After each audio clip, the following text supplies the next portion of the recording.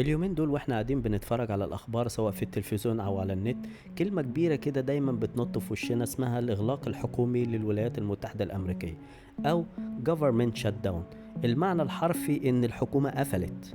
بص يا سيدي، ده ببساطة معناه ان الحكومة في امريكا بتوقف شغل. والله شغلها بيقف ازاي؟ الحكومة هناك لازم كل سنة توافق على ميزانية جديدة.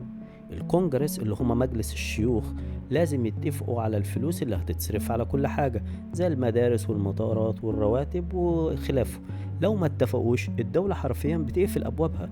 يعني إيه تقفل أبوابها؟ يعني الموظفين الحكوميين اللي شغالين، تمام، إذا كان شغلهم مش ضروري يقعدوا في البيت من غير شغل ومن غير مرتب، واللي شغلهم مهم زي الأمن والمطارات يشتغلوا بس من غير ما يقبضوا لحد ما المشكلة تتحل.